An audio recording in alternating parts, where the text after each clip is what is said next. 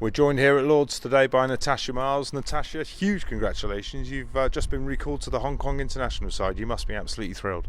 Yeah, I'm super thrilled. I haven't played with them sort of 15 years or so now, but I'm really excited to play with a bunch of girls that I grew up playing with and going back and forth and seeing their progress as they've come through. So to be able to go back and contribute in some way to their campaign will be really exciting. Obviously, you were born over in Hong Kong. You came over, I think, to the UK when you were 18. So I think you would have been 17 when you first played for your country.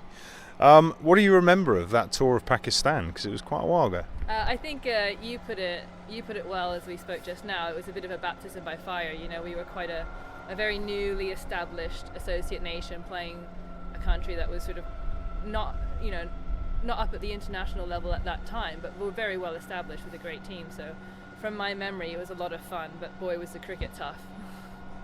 A decade and a half absence from that international stage. How has this recall come about? I've always thought about going back and playing for Hong Kong, and with the situation at the minute, COVID, it sort of made me think more about how I could play more cricket and improve. And so I sort of reached out to them and said, what are the opportunities? And they came to me and said, we've got this tournament we've been waiting to play for almost 2 years, I think now.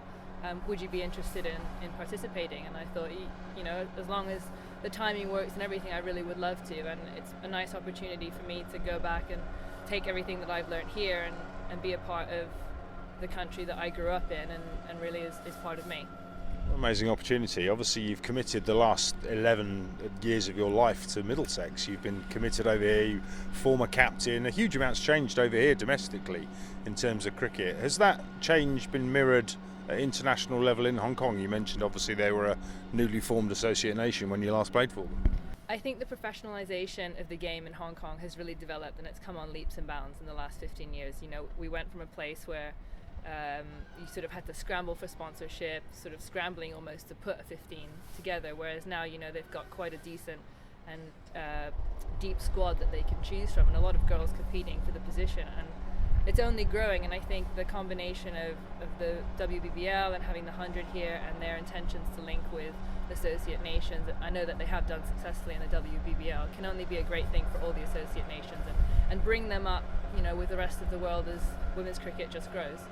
Absolutely. Well, you've got some winter sun to look forward to in Dubai. You've got 2 or 3 weeks over there. You're up in a fairly tough group, I'd say. I mean, you've got Bhutan, Malaysia, UAE, Nepal, Kuwait. Obviously, UAE have home advantage. How much do you know about the opponents you'll be playing against?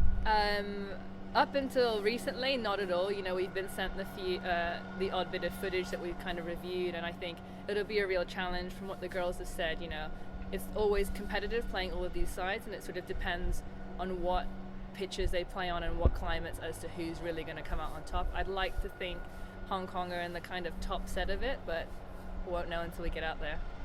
And on a personal note, Tash, do you still have family over in Hong Kong? Yeah, absolutely. My mum's family is still there, my dad's still over there, so they'll be really excited that I'm doing this, and it means a lot to me, and it means a lot to my mum and her family that I'm able to represent our country there. That's outstanding. What a proud moment. And one last one, Tash. Next steps. Obviously, you go out there, you win this tournament. I think that gets you on the next rung of the ladder towards qualification to the 2023 World Cup. Do you know what comes next? I think if we do well in this tournament, and I think if we come out on top, we then go through to the global qualifiers for the World Cup, which would be so exciting. We've never made it there. Correct me if I'm wrong. But that would be just an incredible achievement for the girls, and it'd be great to be part of the team and help them on their way. Absolutely right. Well, look, Tash, thanks ever so much for joining us. Huge amounts of good luck over there. I hope it all goes well for you. Thank you. And all the very best of luck. Super. Thanks very much.